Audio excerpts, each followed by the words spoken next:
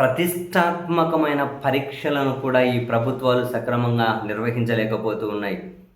మొన్నటికి మొన్న NEET exam అనేది క్యాన్సిల్ అయిపోయి ఎన్ని లక్షల మంది విద్యార్థులు మానసిక క్షోభకు గురయ్యారో మనం చూస్తూనే ఉన్నాం.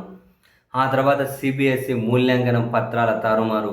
చివరికి వాటిని లేవనెత్తినటువంటి విద్యార్థుల మీద చైనా వాడు, పాకిస్తాన్ వాడు, బంగ్లాదేశ్ మద్దతు అని చెప్పి ఒక చెత్త ప్రచారాన్ని బీజేపీ ఐటీసీఎల్ చేసుకుంటూ వచ్చింది.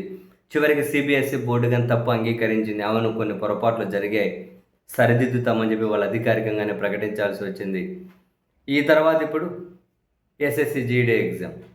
అవి ఈ ఈ ఎస్ఎస్సి జీడీ ఎగ్జామ్ కూడా సాంకేతిక సమస్యలని, ఇవి కూడా లీగలని, కొన్ని గ్యాంగులు పట్టుబడ్డాయని అసలు వరుస పెట్టి జాతీయ మీడియాలో కూడా వాళ్ళు కానీ దాచుకోలేకపోతూ ఉన్నారు. ఇంకా సోషల్ మీడియాలో అయితే ఎంత పెద్ద చర్చను. ఈ ఎస్ఎస్సి జీడీ ఎగ్జామ్లో అయితే గ్రేటర్ నోయిడా, రాంచీ వంటి చోట్ల సాల్వార్ గ్యాంగ్స్ పట్టుబడ్డాయట.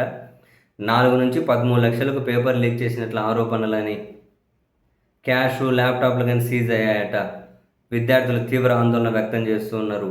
ఎగ్జామ్ క్యాన్సిల్ అని అయితే ఎక్కడ ఇంకా జరగలేదు, కానీ బట్ దాన్ని ఒక రీషెడ్యూల్ చేస్తూ ఉన్నారు కొన్ని సెంటర్లలో. టెక్నికల్ సమస్యలు అంటూ ఉన్నారు. అవి కానీ రీషెడ్యూల్ చేస్తూ ఉన్నారు ఎగ్జామ్స్. మళ్ళీ హాల్ టికెట్ డౌన్లోడ్ చేసుకోండి అని చెబుతూ ఉన్నారు. కొత్త తేదీలు ఇచ్చారట రీషెడ్యూల్ చేసి.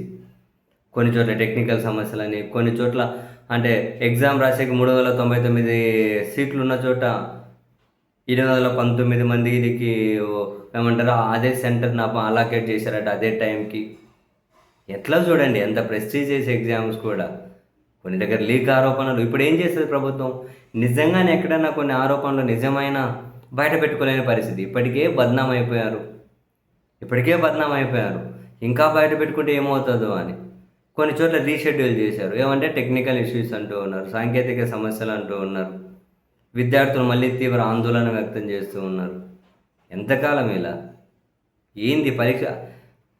అసలు హైలైట్ ఏందనుకున్నారు? ఏ ఒక్కరు కూడా జవాబుదారితనం ఫీల్ అవ్వరు. ఇది ఇంకా దారుణం.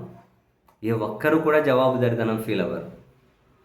ఇది ఎంత టూ మచ్ అంటే బాబోయ్.